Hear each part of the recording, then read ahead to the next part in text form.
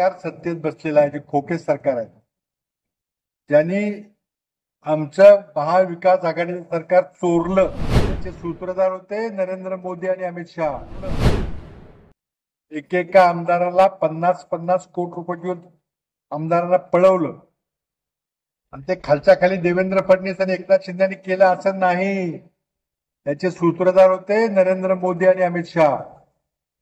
त्यांच्या संमतीशिवाय, त्यांच्या मान्यतेशिवाय महाराष्ट्रातले नाट्य झालं नसतं.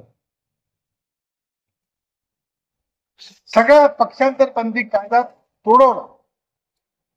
राजीव गांधींनी 1985 साली हा कायदा केला की अशा प्रकारचं अनैतिक वर्तन होऊ नये, आयाराम गैराम होऊ नये म्हणून पक्षांतर बंदी कायदा केला.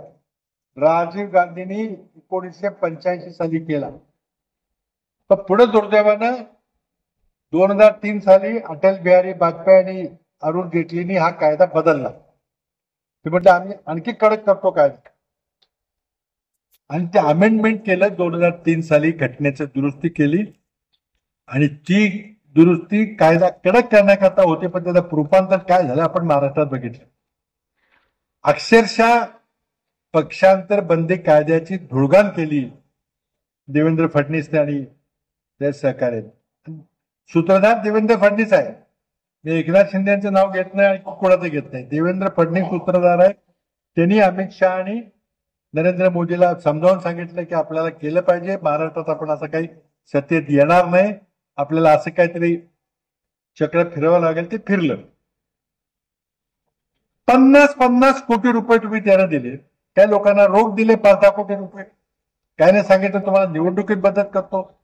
काही नाही सांगितलं की तुम्ही कॉन्ट्रॅक्ट आणा, कॉन्ट्रॅक्टर आणा, तुमचे रस्त्याचे काम असतील, धरणांचे काम असतील मंजूर करतो, त्यातनं तुम्हाला काय कमिशन घ्यायचं असेल ते घ्या आणि तुमचा हिशेबाने ठेवणार की तुमचे 50 झाले का पूर्ण.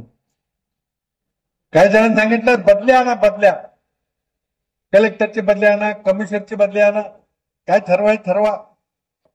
जर ठरायचा ठाण्याच्या कलेक्टरचा रेट काय, सातारा कलेक्टरचा रेट काय, मग आमदारांना पुढे यायचं म्हणायचं हे साहेब माझं काम आहे एवढं, कलेक्टरचं काम, हे काम विकासाचं काम. आणि आपल्या जिल्ह्यात मध्ये घडलेलं आहे, तुम्हाला माहिती आहे. सातारा जिल्ह्यामध्ये सुद्धा घडलं. त्या शेवटी जो अधिकारी पैसे देऊन आणला होता त्याला हाकलून द्यावं लागलं, कारण जनतेचा इतका प्रक्षोभ झाला. आणि मग ते हिशेब ठेवला होता. कॉन्ट्रॅक्टर मध्ये तुला 10 मिळाले, बदलीमधनं 6 मिळाले, मग 50चा हिशोब झाला. असे 50-50 कोटी रुपये देऊन त्यांनी शिवसेना फोडली, त्यांनी शरद पवारांचा पक्ष फोडला.